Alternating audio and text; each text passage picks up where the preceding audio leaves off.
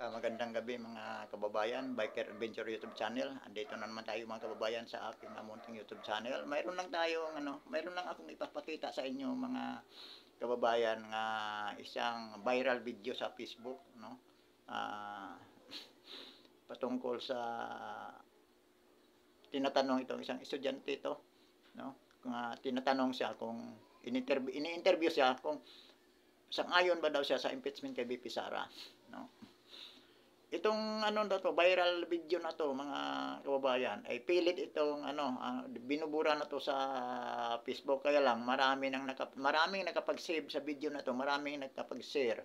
Yung sa akin nga dito binubura ng sa Facebook at sabi fact checker daw, false information daw ito. Sabi nila AI daw itong video. Pero napaka-informative mga kababayan, no? Isang musmus nga bata, isang simpleng estudyante, pero napaka ganda ng mga sinasabi niya, no?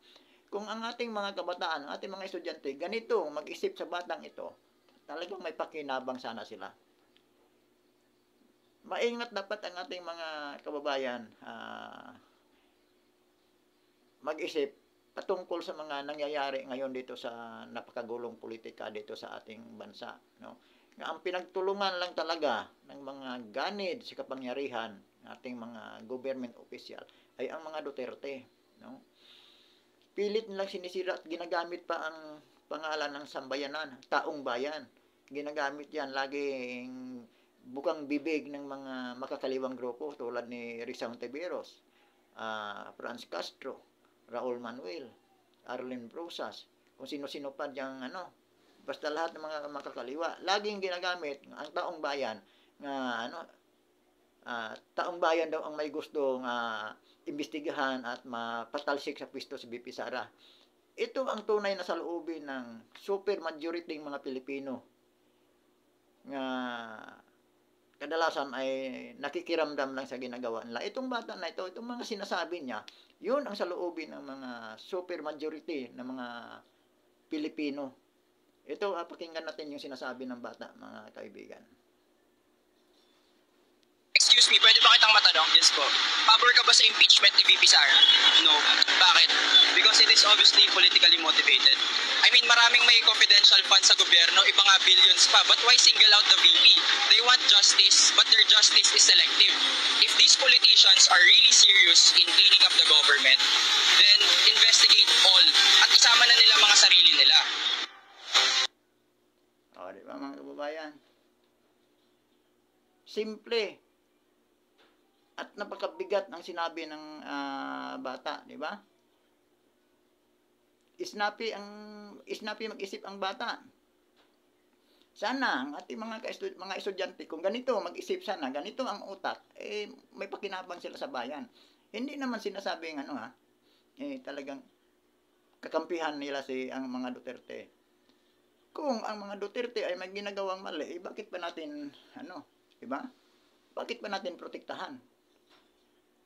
Kung si Marcos noong araw, panahon ng kampanya, ikinakampanya natin, nakipag-away tayo sa mga dilawan nga naninira sa kanya, nung nagaupo na siya, na naiba na ang daan na tinatahak niya, lumalabas na nga, yung mga isyo nga binibato sa kanya ay totoo dahil sa ginagawa niya, ito tayo. Di ba? Tinutulig natin siya. Iniiwanan natin siya. Diba?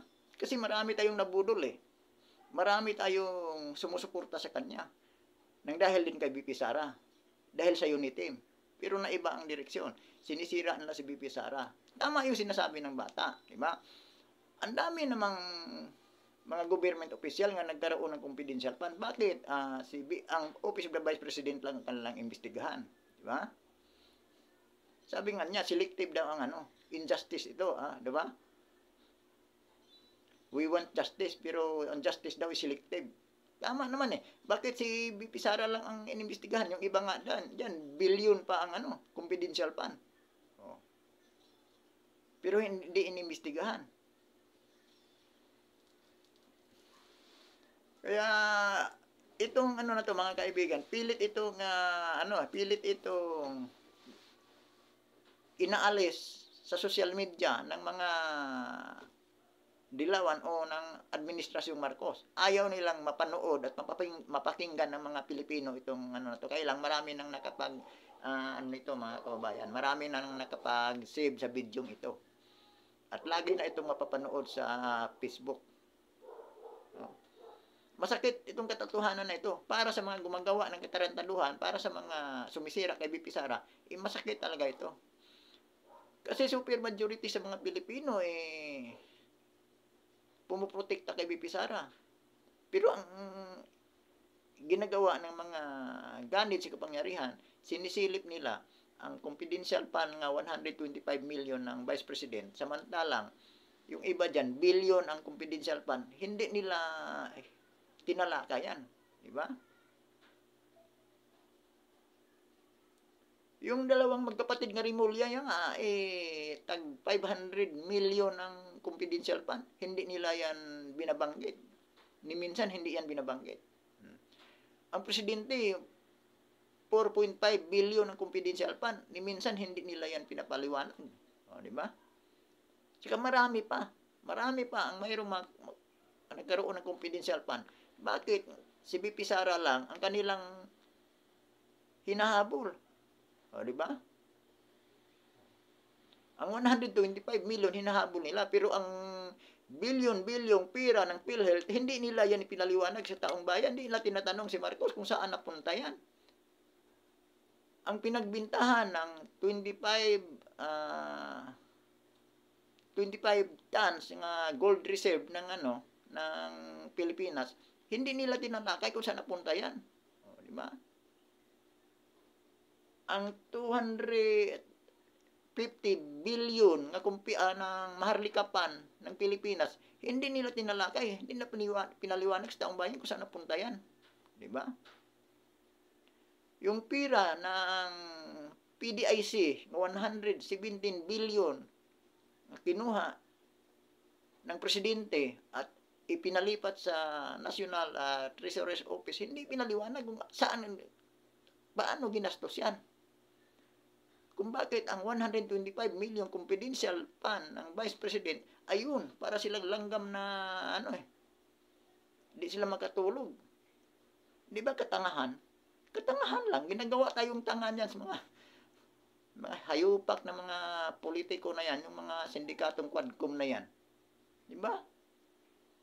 Ang 125 million ng Vice President ng confidential fund, yun, hinalukay nila. Pero yung 890 billion nga pira ng PhilHealth o 980 billion, 89 billion nga pira ng PhilHealth, hindi nila hindi nila hinahalukayan kung saan napunta yung pira na yan. Di ba?